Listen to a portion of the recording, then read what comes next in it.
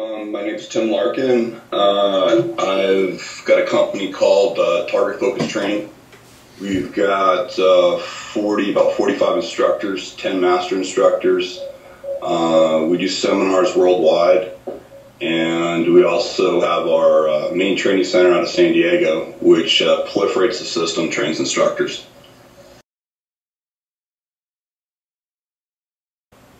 I don't know. Our approach is basically based off physics and physiology of trauma. It's not really a martial art or combat sport. I don't consider myself being in that arena, not because there's anything wrong with it. I think what we do is just kind of a little bit different than those approaches. We're not really concerned with competition because there's a lot of great people out there doing that. And, the system came originally from my time when I was in the special operations community. It was originally designed for a combat soldier, and a lot of those methods and principles have been really useful to all my civilian customers. So the evolution of the last 25 years of doing this has been very interesting. But yeah, I wouldn't sit there and say the way to look at us is combat sport X versus martial art Y versus reality system G. I look at things, there's one standard as far as self-protection, and that's real violence. So I tell people the way to look at things is take a look at real violence, close quarter TV, whatever. There's tons of it on the internet now. Real shankings, real killings, real violence being perpetrated by criminal predators against regular people and other criminal predators. And if what you're training in doesn't look like that, doesn't deal with stuff like that, then it's probably not going to work in that arena. Right. So that's kind of, the standard that I approach. I certainly don't make any judgments on anybody else's stuff. There's plenty of people out there who make opinions already. I kind of stay out of that stuff. So you say most of your students, most of your clientele are people interested in self-defense. Do you have a lot of MMA people, athletes? Yeah, I got lots of guys. The demographics of us, what we do in TFT on the civilian side is everything from a suburban housewife with 4 kids all the way up to the most hardened MMA practitioner. But they come looking for a different approach. A lot of the skill sets that somebody with no training has whatsoever. The interesting part is that the system allows, by the end of the seminar, you'll often see that housewife working out with that MMA practitioner, and they're both getting a great session in. Right. That's kind of the part about it.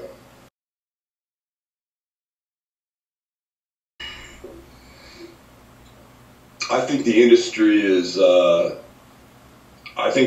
is full of 2 types of messages when it comes to quote-unquote reality fighting. I laugh because, I was in the late 80s when there was no term called reality fighting. We were doing this before anybody was doing it. It kind of cracks me up to see the way people have gone with this stuff. A lot of the same stuff that the same guys that had no clue 25 years ago now are acting like they're experts, and it's just, it's dangerous when you see what people do. And what I mean is there's two modes of thoughts that I've seen really in the last 5 years. And that is, number one, the chest thumpers that all come out and, basically the kill them all like God sorted them out. These are the same idiots that will sit there and say that, competitive martial artists or MMA fighters, somehow what they do isn't the real deal. And, they're the first ones to get their asses handed to them when a competent practitioner shows them what's going on. I have no time for idiots like that. But the more dangerous guys that are out there now, and it's funny, it's guys, a lot of the guys who I like, and I do like these individuals. I'm not going to name names, but I find a lot of people now are completely focused on, self-defense law, basically. And I'm not saying that with disrespect. There's a place to look at you and the law on self-defense, but when you clearly delineate situations that are kill or be killed, when you clearly delineate the situations that I show on videos, if you believe that if you hamper yourself in a situation like that, with an awful lot of the stuff, these checklists, these numerous checklists that these guys put together on self-defense law and stuff, it just doesn't jive with reality. I'm the first one. I mean, anybody can check our stuff out. We are not, we're the first ones to tell you to walk away. We're the first ones to tell you to avoid all the avoidable. But when it hits the fan, the stuff that I'm talking about, some guy's just plunging a knife in you time and time again. If you're sitting there wondering whether or not what you're about to do, you could be prosecuted, you're basically participating in your own murder. And I just think that's irresponsible. And I think a lot of guys are, I don't know, they seem to be almost guilty about their misspent youth when they're out, as young guys, probably using the stuff in the wrong way. They seem more hell-bent on scaring good people into inaction through threats of law enforcement than actual training. It just, to me, it's absolutely reprehensible. There's a fine line. You have to walk it. I get criticized a lot. People love to jump to conclusions and say that, I teach kill, kill, kill, but, big deal. They're not people that have trained with me. There's certainly, there's certainly nobody that can, say that with anything other than a gratuitous comment, but I do think it's a dangerous thing. Now, let me be clear. I don't believe that, law, self-defense law is not something that you need to cover. You absolutely need to cover it. Yeah, what I'm saying is there seems to be a preponderance of that. And it just, to me, I don't understand it. I don't understand what, when you clearly define, I know the laws as well as anybody else knows, and I certainly have a lot of people who are a hell of a lot smarter than me, and the situations that are clearly defined that we're talking about that citizens are facing, you're more than within your rights to use justified lethal force. Right. Now, it doesn't always end up that way, but you need to leave the person non-functional, if you're going to survive that situation. And teaching people to do that correctly within the right parameters is absolutely the way to go. But to scare the shit out of them and tell them that, hey, anytime you put your hands on somebody, you're going to get prosecuted, I just think is irresponsible. Right. And I just see like I said, I don't mean to be a broken record. I just see way too much of that by guys who I'm surprised.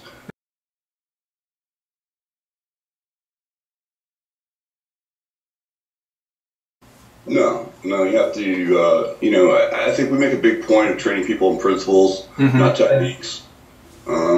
Principles, save your life. Techniques get you killed. You're not going to sit there and do the ATM, you put the gun on my right side, I go off through this, and technique number 17 does that for me. That shit gets you killed. Right. I see it all the time, too, and it's just ridiculous. It doesn't replicate real violence.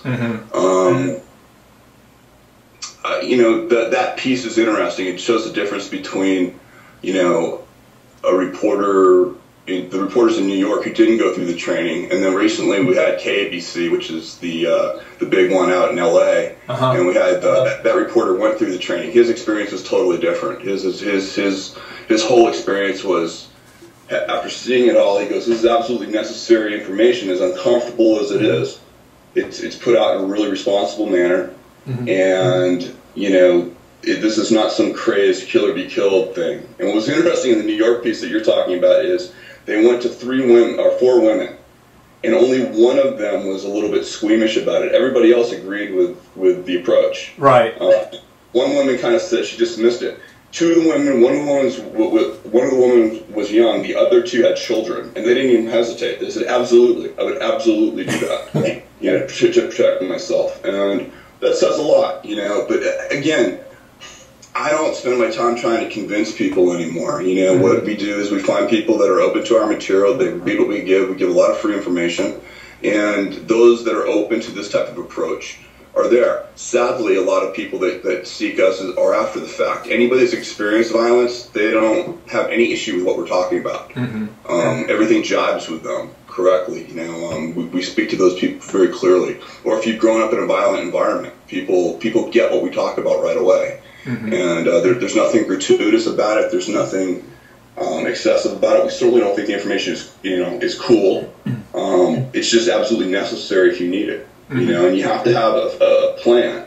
You made a statement earlier about pain, and I think I understand what you're saying, but pain is a horrible arbitrator. because everybody's pain level is different. Right. So we tend to talk about injury. Injury to the human body is objective. Whether you feel it or not, it's there. And the one thing that we advocate and we show people how easily it is to do is we teach people either to wreck the structure of the human body or the sensory system of the human body, one of the two that you're going after in all the different available areas of the body, and do it in such a way that as long as you're engaged with that person, that area of the human body no longer is going to function correctly for them. Sometimes it'll be permanent, sometimes it'll just be for the time that you're with them. But during your engagement, you can affect an injury on that person so that area is no longer available to them. That sensory system, that structure is no longer available to them. And that way, it's just an easy way because, again, pain is a different thing. Trying to use pain compliance, trying to use any of that stuff fails you against a dedicated attacker. And so we try to be very clear with our clients about that. And I'm sure that's the same approach that you use. I was just giving an observation of, educating people as to the difference between pain and injury, and making sure, especially when it's a woman, that she understands how to injure somebody.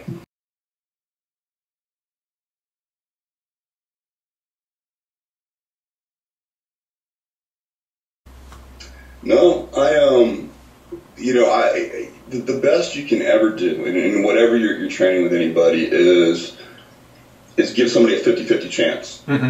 It's going to be, if you look at videos of violence time and time again, and you look at it, there's one point in the encounter where somebody injures the other person, and usually that person is the one that ends up, surviving and winning the fight. And I make a delineation by that. A lot of people are deriding the idea of winning. They've wrote a lot of things about winning.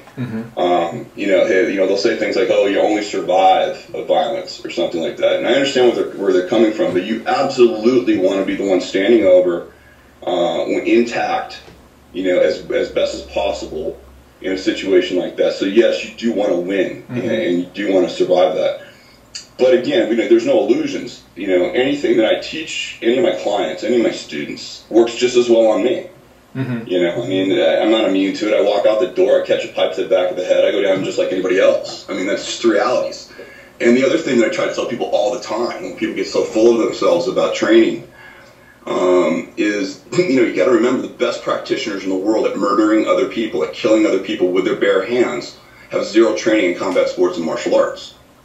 They reside in the prison communities and they just do it. Their intent. They put a screwdriver in their hand. They put a shaved piece of glass in their hand, and they get to work. Right. And so I just don't have a lot of illusions. What I try to do with that information is just provide it so people understand the realities of violence and how it goes down.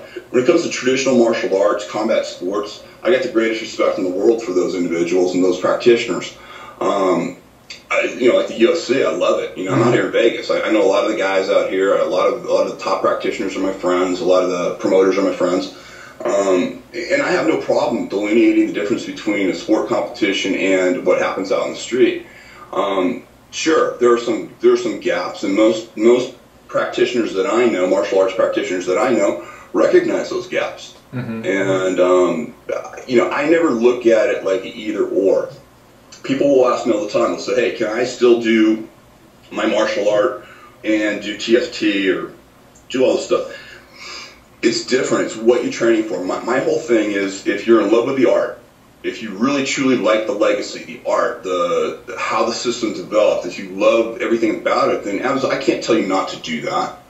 That's your personal decision, and there's a lot to be said about that. There's a lot to be said about mastering an art and learning that, and that's a personal decision. When it comes to violence, the cool part about violence is destruction is a very simple skill to learn. And destruction is what allows you to win in violence. Competition is extremely difficult. Competition, you got to have weight classes. It's bigger, faster, stronger. It's truly, chess at 90 miles an hour. Destruction is a super simple skill. It's rock to the back of the head. I can teach somebody to be competent in destruction in one weekend. They can't become an instructor in our system or anything like that. But, I can teach you rock to the back of the head in a weekend and give you all the components on how to do it, competently. that's that's kind of how I look at it. I know I'm not giving you a direct answer about martial arts, but I think it gets I see them as a special category, basically.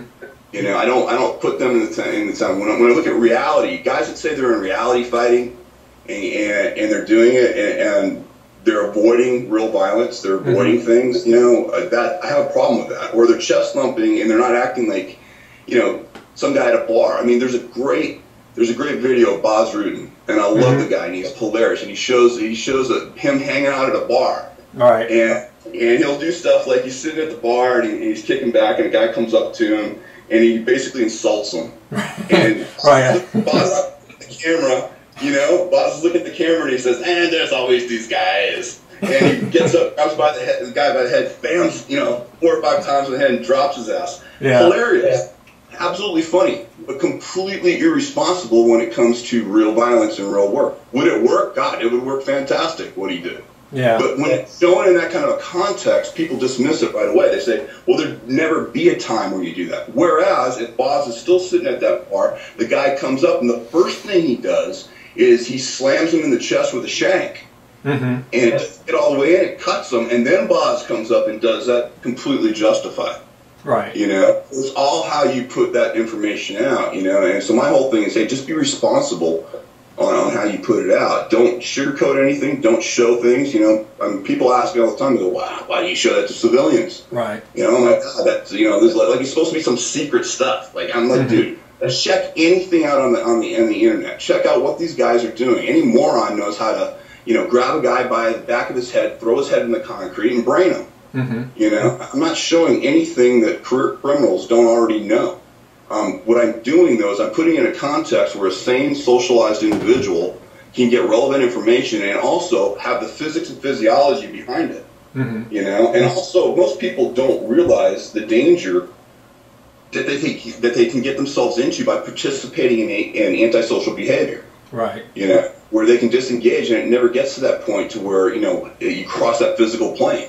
Because once you cross that physical plane, once you put your hands on somebody, you have no idea how it's going to turn out. You better be prepared, for one guy to either have yourself pushed over and you brain yourself on the concrete, or you accidentally do it to somebody else. And you got to ask yourself, hey, is it worth this individual? Is it because the guy spilled the drink on me? Is it because he grabbed my wife's ass? All these things that people think they need to respond to, you have to think it out. Right. So you don't think the traditional martial artists kind of have a handicap at all? I think traditional martial artists, just like combat sport practitioners, will do what they train. And here's the deal. If you train for competition or you train for a specific set of rules, you're going to get yourself in trouble. I'll tell you, I had a buddy of mine who witnessed a friend of his. They were Wall Street traders, really good guys. I train a lot of guys on Wall Street. And he watched his buddy get knifed to death. And his friend was a really big dude, very successful trader. And in his Armani suit, they were walking along. They got jumped by 2 guys. They had knives. This guy he goes, okay, fine, we're gonna fight. And he turns to the guy, and the guys didn't show their knives. They said, hey, they had their hands in their pockets, and they said, give us your money type thing. The guy goes, fine, I'm gonna fight him. So the guy goes, he turns around to his buddy, and he takes his Armani jacket off because he doesn't want to fight with his jacket on. As he's doing that, the 2 guys draw knives and stab him 15 times. This guy thought he was going to participate, and okay, give me time, okay, I'm going to get ready, I'm going to start going. And these other 2 guys this guy just turned his back on us and is taking his jacket off, But at the time, a lot of people say, oh, I wouldn't do that.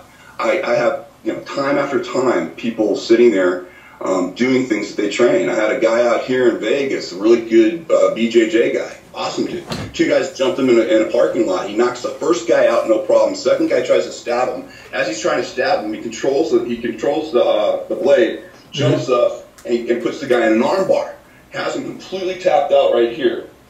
And he's holding it, so the knife literally is right here on the guy. And what is the guy that's having his arm, bar done? What do you think he did? He tapped on the guy's leg a couple of times. Thinks it's a sport. Guess what he did? What's that? Like twice. You sit there and you'll tell yourself, I won't do what I train, but you do what you train. It's not because he was an idiot. It's not because he was that. Literally, it's something he does time and time again. Have police officers all the time that they affect a weapons disarm. We had a guy in Sacramento. He effected a weapons disarm off duty on a guy. Did it perfectly, and then handed the gun back to the guy because that's how they train. You know, and so I guess that's my answer to you. If what you're doing, if you don't think you'll do what you do in the dojo or in the mat out there on the street, you will do exactly what you do there. Hey, hopefully it'll work. Hopefully you'll be the first one to get an injury on the guy.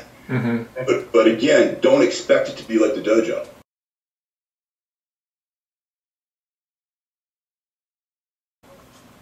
You know, we've grown every year. I mean, you know, I just laugh at it, man. I've been around for 25 years. You know, I've trained tens of thousands of people. I've been in 52 countries. I laugh at a lot of my detractors. A lot of my detractors have trained the same 20 guys for, you know, 10 years that are around the block. They couldn't hold my jock. Most people don't know what I do. You know, most people assume they know what I do. They'll take a couple of sound bites and they'll go with it. They've never been through training, so I ignore them. I've had tons of guys that originally criticized me come train with me. You know, you know, if somebody criticizes me, you know, if somebody writes me an email and criticizes me, I thank them for the email. Hey, thanks for taking the time to write. That's my response. You know, I'm not here to convince somebody that I'm right. You know, there's lots and lots of different options out there when it comes to your own personal protection, and you've got to do whatever you think is right. You know, hopefully, you know, for me, I hope I'm one of the DVD sets up there or one of the manuals or something like that, but that's the best I can hope for. You know, the people that are going to, you know, stay and do a lot more training with me and buy more products are the people that I resonate with. And if I don't resonate with somebody, then of course I'm not going to have them, you know, spend any time, you know, learning anything that we have to offer at TFT. I can't worry about that. I mean, I've been called everything in the past, and you know, the media loves to soundbite me on certain things, and that's fine. It doesn't detract from the message that I'm trying to put out. I mean, nobody, as far as I can tell you, there's nobody that counts out there that that's ever you know, really said anything. Yeah, I mean, most of them's probably just like YouTube morons, which are numbering the hundreds of thousands. Hey man, keyboard black belts are just, you know, a dime a dozen. They get very, I mean, the one thing that sucks about social media and sucks about the internet is the fact that, you know, some idiot can be in his cave, you know, just, you know, firing off all his venom. And you know, there's no backup. I remember a guy that was critical of me one time on a video thing. One of the videos, he was some video reviewer guy, and I guess he didn't know that I did seminars around the world and stuff, and I just happened to see, you know, that, oh hey, this guy's right outside of Dallas, and so I just, and honestly, I'll do this with people all the time. I'll call them and go, hey, I saw a review that you wrote. It seemed like you really didn't get what was up with what I'm doing. I see that this is your training place. This is where you're at. I'm actually holding a seminar over here. I'd invite you over to check out what we're up to. If you got any questions, you know, I'm not looking for a retraction. I'm just figuring that, hey, maybe you didn't get a chance to see it. This guy thought I was threatening him, thought I was going to come over to his dojo or something, hunt him down. He starts telling me that his wife is sick and that he's got all this. Hey, I'm an older guy, you know, blah, blah, blah. Heck, I'm going to hunt him down, you know, give a shit. You know, I was just trying to say, hey, it seemed like, you know, he had no problem throwing the venom out, and I just figured, you know, I knew the guy didn't understand what we were showing, and I figured, hey, here's an opportunity, you can at least check out what we're all about. You know, I don't hide from anybody. I'm just like, dude, I mean, I'm everywhere. People, you know, you want to find out where I'm at, come see me. These guys never come see me. They never... You know, and they never ask questions that way. They just like to flame people, and you can't, you know, if you get caught up with that, then, you know, you shouldn't be in this business. Right. I mean, do you catch more heat with people that are like very structured, like law enforcement people who probably have those kind of guidelines in their head and think that maybe you're taking it too far? Or No, I train a lot of SWAT teams, a lot of special operations people. I've trained all the feds. They know exactly what I'm all about. What anything we do in that arena, is, called justified lethal force. And the reason we do that is at the end of the force curriculum, whatever they have, if it's say level 5, wherever an officer's life is in danger, and that's where this material is designed for. It's a very specific, narrow part. I don't do the lower levels of the force continuum. A lot of what we have applies to that, but I don't tell an officer, I don't tell an operator how to do their job. I never screw with anybody's SOPs. All I do is I provide principles and methods. If they find them useful, they use them. So I laugh at anything like that. If anything, those guys are probably my best feedback source. They're really, really good. Now, a lot of it, they couldn't get TST, say, officially sanctioned in a lot of things because, of course, it's too easy to soundbite, what we do and take things out of context. But they don't detract. They have concerns sometimes. They'll say, "Oh my God, it seems like they're thinking like I'm thinking some car stop with a grandmother or something." And then I show them video after video of an officer being killed, gutted, shot, kicked, knocked to the ground, have his weapon taken, have multiple guys on him, literally killing him. And I got tons of videos. I got tons of video of their firearms failing, tons of video of the mace failing, tons of video of watching guys go literally through their force continuum. They're still on, say, level 2 of their force continuum, and the predator's already jumped to kill. Right. And I show them how they're training. I go, look, this guy's already trying to kill you, and you're still trying to get to your mace. Yeah. At this point. And so that's where I just show, hey, let's recognize when the jump is there. Military and law enforcement, people ask me all the time, hey, what's the difference? You show them the real stuff. If anything, I have to deal with way more governors with military and law enforcement. You got to deal with rules of engagement, and you got to deal with force continuums. It's just a reality. It's a tough job, but I'm intimately familiar with all of those parameters, and we fit very well within it.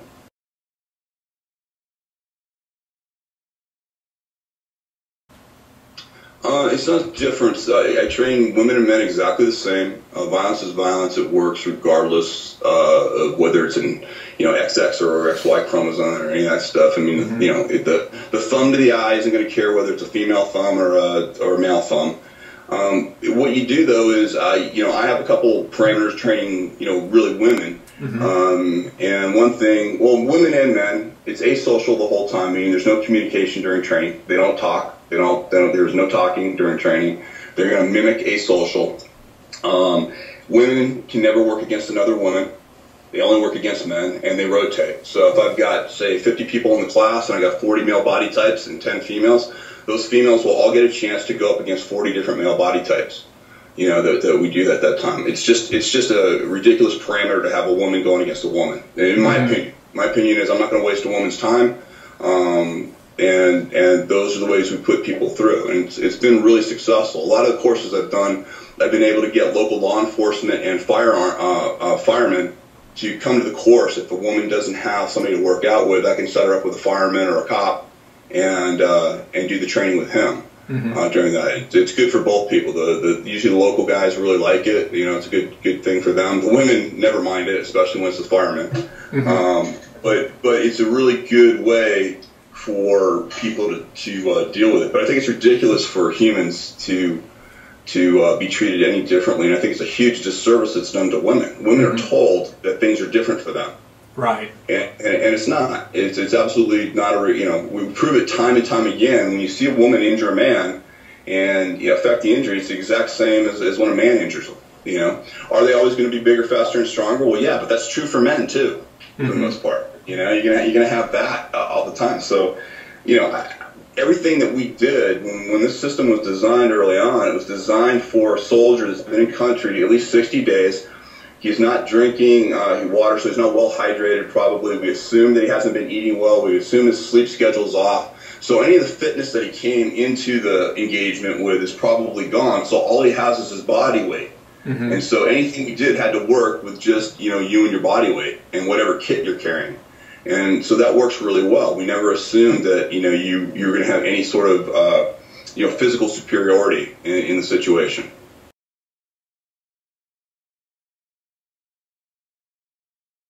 No, I mean, our approach is very different. You know, our approach assumes multiple attackers, firearms, knives, and blunt objects. So it's incorporated in the training. When our people work on the mats on a regular basis, they are used to, on a daily basis, seeing guns in their faces, people coming at them with knives, clubs, and multiple attackers. It's just the only way to train for the street, for violence, for the real deal. You know, that's just what we assume when we put it into, we put it into the course. As far as putting tools in your hands, you know, it should just be synergistic. It should just be an extension to, your normal body tools. You know, as far as we're concerned, and we say it all the time, any human being only possesses one weapon, and that's your brain, and that's not some tagline. That's a fucking reality. Right. And that's what people don't understand. What makes us dangerous as humans is the brain. It's not strength. It's not any of these things. The fact that we can make tools, that we can do things. You know, it's the brain that, creates the space shuttle. It's also the brain that created the nuclear bomb. And we are capable of that. So the brain is your weapon. Everything else is ancillary. Your body tools and any accessories that you can put in your hands. So you have to know how to use all those, and you have to, not hesitate with it. And if for some reason you drop one of them, then, you just seamlessly go right to the next thing that you have. You don't need a tool to be effective.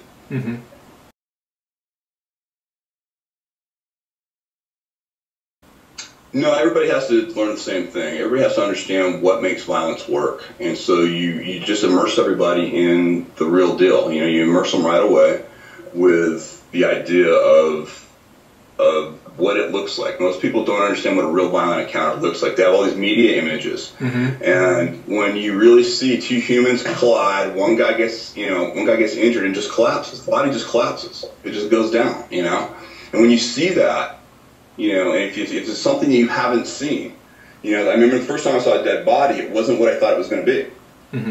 This guy was, yelling, he's going off on somebody before, boom, boom, boom, another guy just came up and shot his ass. And I remember thinking, it's not that same guy anymore. You know what I mean? I was looking at it, the dead body was not the person. It was gone at that point. And that's what I try to tell people all the time. We run around in these machines, these machines that we carry, this human machine that I have. And this human machine can really be broken and turned off.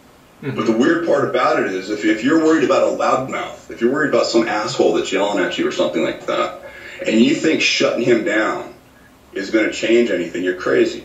He just won't do it around you anymore. Because if you end up doing something that's not necessary, if you end up affecting violence on somebody when it's really not justified, and say you inadvertently kill the individual, you're going to recognize as soon as that individual is dead, it's not what you thought it was. Meaning, I'm probably getting a little esoteric on this, but people that have done it understand what I'm talking about. Whatever you were mad at before, you're no longer mad at that collapsed human machine. Anymore. It's no longer that threat that you thought it was. So you damn well better make sure that it was a kill or be killed situation. Something where you're absolutely justified in using the tool. And so when you set those parameters for people right away, you can do it via video. The video has really helped. In the last 15 years, that's probably been my biggest support system, is coming up and clearly defining what we're talking about. So people understand before they ask a question, they think back to the videos they saw and they said, okay, is my question relevant to a situation like this, or am I asking a question about something that's avoidable? What do I do? What do I do if a guy comes up to me in a bar and calls me a name? What do I do if a guy, I get all these what if a guy? It's just ridiculous shit. When people ask me a lot of these questions, get your ego in check and get the hell out of there. Disengage. And if you can't do something, I can't do that. Well, maybe you better ask yourself, why the hell are you there in the first place? Why are you at that? Why aren't you modifying your behavior? You know when to go. You can watch a bar. If you're that inept that you can't go to a social engagement somewhere, a bar, a restaurant, or something like that, and you can't start to see when things are going south, when maybe the testosterone is just way above the estrogen at that point, and maybe that, there's a lot of alcohol added in, and maybe you should have made your exit probably about 45 minutes earlier, and you chose to stick around, well, maybe there's a problem there. And if you're not smart enough to figure that out, then, you're going to have to deal with the potentially antisocial, possibly asocial, violent encounters that are completely avoidable. You know, you modify your behavior. When people are shown real violence, and when they're shown what it takes to survive real violent encounters, it's amazing the modifications in behavior that they make. They realize, I had one guy tell me, he's a big old country boy, and a very, very wealthy guy, and was a bar brawler. Liked to go around. His wife was always worried about him. He came to the second day of the conference, of the seminar I was doing, and he came up to me and he said, I want to thank you. And I go, what do you want to thank me about? He goes, I called my wife this morning. I told her she no longer has to worry about me. Because, you know, just in this day and a half of training with you, I've learned that, A, I'm really lucky I never inadvertently killed somebody by doing some of the stupid things that I've done in the past. And B, I'm damn lucky I never ran into somebody that knew how to injure somebody. He said, and you can't tell who those guys are. Those videos showed me. I couldn't have picked out that that was the guy that was a killer. You know? And so this guy completely modified his behavior and changed it. That's the kind of stuff I love to hear. You know, a guy that gets it. You know, a person that understands that, hey, why take unnecessary risks in my life? And are these videos that you've reenacted? No. Oh, no, I'm a lousy actor, man. I hate those. I love those videos where those guys, they all have the mask on, they all come out, they try to do so half-assed. Why would you do that? Go say, go. There's plenty of shit on the TV, you know, CCTV of guys gutting each other, murdering each other. There's great prison videos. There's lots of real stuff out there. People getting jumped on the street. There's a great one of two Latino gangbangers coming by each other. They knock into each other's shoulder. They turn around, one guy starts mouthing off, and he does the one thing, he spits the guy, other guy doesn't even hesitate, pulls out the 45 and caps his ass right there, you know? And I show that kind of stuff all the time, because I'm sick of all the games that people talk about. I see some of the stuff people say, oh, well, you can do this, or you can do that. I go, you idiot. Yeah, do it to this guy. You know, I see people all the time with, like, you know, knife fighting, doing all this wild shit, you know, blah, blah, blah. Have you ever seen anybody, when they've used a knife to kill, they never do that stuff. They never do any of this crazy-ass shit that people show. I will put up a gangbanger doing time in the joint with a shank up against the best knife fighter in the world. And you know what? I know one guy knows how to kill. And so I just laugh at all of this kind of stuff, man. If it's not direct and you're not trying to affect an injury, you're not trying to bleed somebody out and kill them, then, you know, it's not real. It's just not real. You have to show people that kind of stuff, because if not, you're doing them a huge disservice. They're gonna think that it's some half-assed attack or some little way that this guy's gonna allow you to do the submission hold or some bullshit like that. You know, it just doesn't go down like that. Right. No, it's just not the case. I mean, physical fitness is great. It's a great thing to have. I advocate it as far as a personal lifestyle choice. I've always been this. It's something I've done since I was a little kid. But I've seen too many out-of-shape dudes that just beat the crap out of the big, well-fit guy. You know, so I did. Recently, I had one of my guys who trained with us years ago, and he's now living over in London. And it's funny, everybody kind of used to call him Mr. 5x5, because literally he's 5 foot tall and he's about 5 foot wide. The guy's just, you know, he's just obese. You know, he looked like an easy target. He's a financial guy. I guess he was walking home, had his little briefcase and everything. 2 guys jumped him, and, you know, it was a great story. It's just, we're expecting this really, you know, harrowing, terrific fight. He goes, I punched the first guy in the temple, knocked him out. I ran after the second guy, but he was too fast, and I got too tired, so I stopped. And I just went home. You know? I mean, but the funny part about it was the first thing that jumped out at him, and he hadn't trained with us probably in about 6-7 years, was an injury. He knew exactly where to hit the guy. He saw the temple. He goes, great, I'm going to plow the temple. Plowed the temple on the guy. Guy just, boom, just collapsed, went down. Other guy just started running, just took off. You know, and here's a guy that you know, looked like easily he'd be able to take out. I know lots of people that are frail and, you know, uncoordinated, out of shape, that are able to protect themselves. And most likely, if you're one of those people, it's even more important that you understand how to injure somebody, because you're not going to have to rely on physical fitness, you know, at that point. Now, that doesn't mean that I'm not, you know, that I wouldn't prefer for somebody to be in great shape. I just know the realities. The realities are people aren't. You can't use that as an excuse. You can't sit there and say, well, I'm not in great shape, so therefore I'm not going to learn how to protect myself. That's crazy. You're living in the real world. You know, if you're that, you're probably more likely to be picked out by a predator. because you are out of shape, because you do look easy to take or something like that. So therefore you should absolutely have something like this in your toolbox. But it's not a prerequisite for you to be in better shape. I live this stuff day in and day out. You know, I watch, you know, I'm always constantly writing about violence, dealing with violence. My clients, we've got clients, you know, literally all over the world that we do it. So when I get to decompress, I just decompress. I have lots of friends that really know very little bit about what I do. I have friends in lots of different businesses. I have artist friends, and I really do. I enjoy working out. I do all sorts of different types of workouts. I have lots of people in the fitness industry that are buddies of mine. I practice yoga. You know, I do a lot of things that are just restorative to me, basically. And you go to see the UFC every now and again? Oh yeah, all the time. It's the cool thing about it is, you know, having friends and that, the boxing. I mean, Vegas is a great place for combat sports, and luckily I got a lot of friends in the industry, so oftentimes I get really good tickets. Yeah, and so it's really fun, and hanging out with some of the fighters. I got the greatest respect in the world for MMA practitioners and boxers and stuff. The conditioning levels, the dedication. It's just amazing what these guys go through. Yeah. You know, and competition is such a short window in your life. You know, I mean, it's amazing to see some of these guys just watch them during, say, their 5-year window where they're able to compete. You know, at that level. It's just amazing when you catch a guy who's just an amazing practitioner. You know, and a competitor, and just watch what he does and how he stays in the game, how he stays mentally tough, how he trains himself. You know what he does. I mean, it's amazing. It's also sad to watch other guys who have tremendous talent and they have a little bit of success and then they let it go to their heads. You know, a place like Vegas can eat you up. You know, with all the nightlife here and all the other distractions. I've seen amazing fighters just completely lose their minds out here and just unfortunately lose their careers. Yeah. Did you get to go to the last UFC?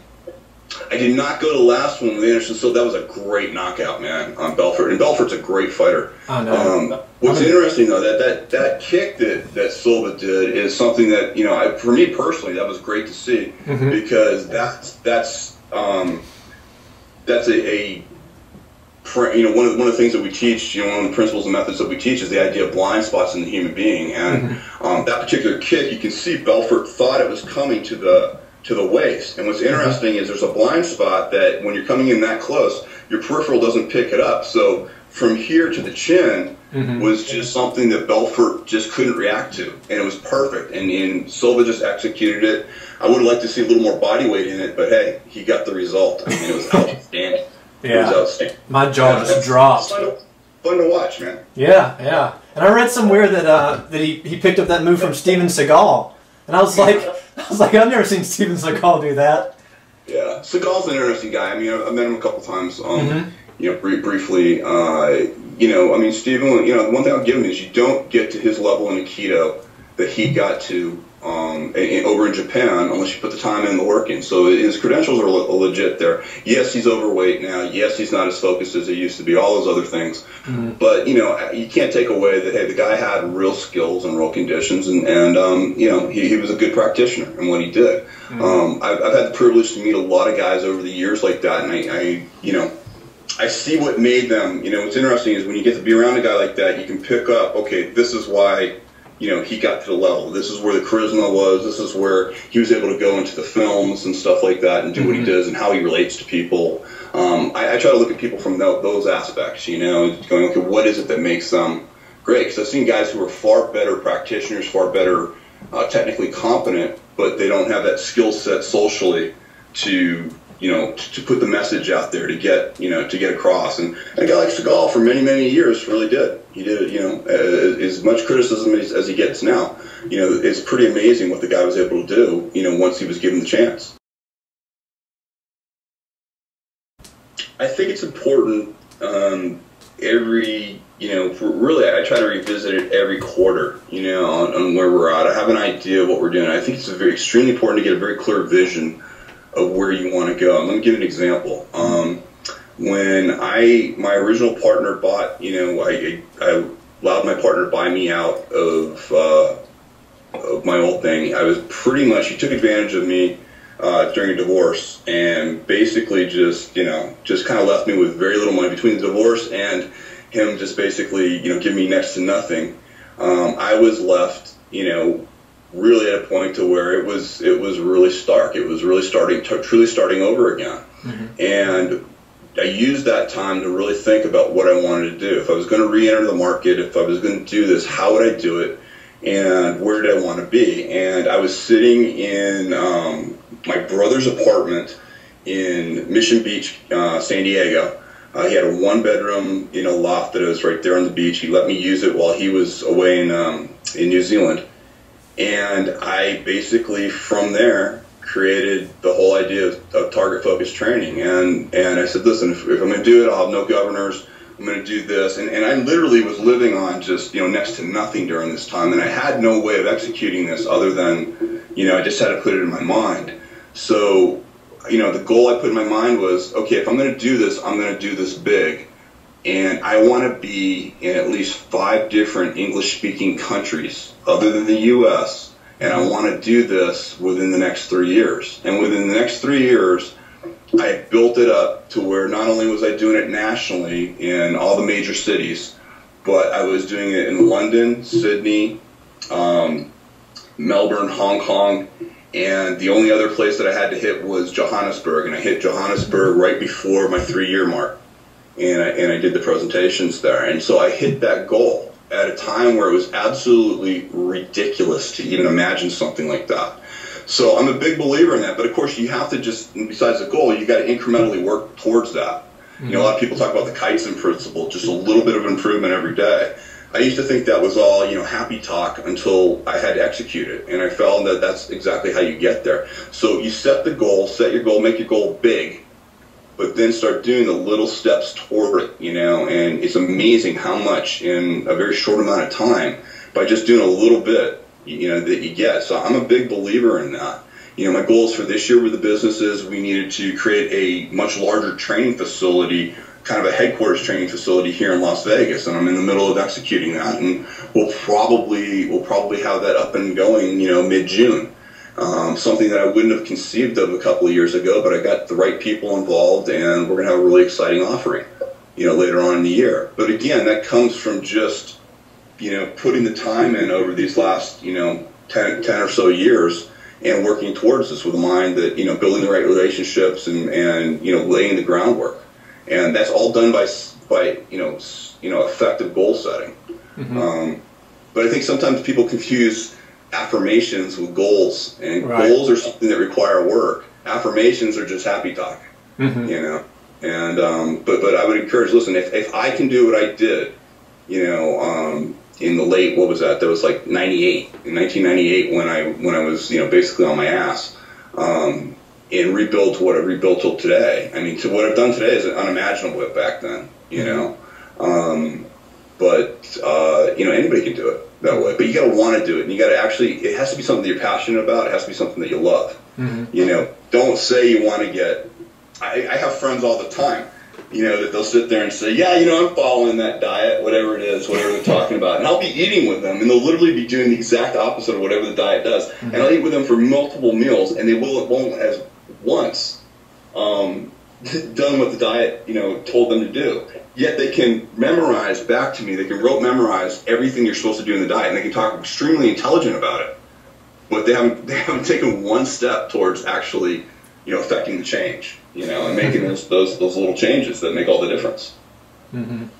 Well, is there anything that keeps Tim Larkin up at nights? I mean, I've got to do this by this time, or I got to make sure my students understand this, or I got to get somewhere with my business.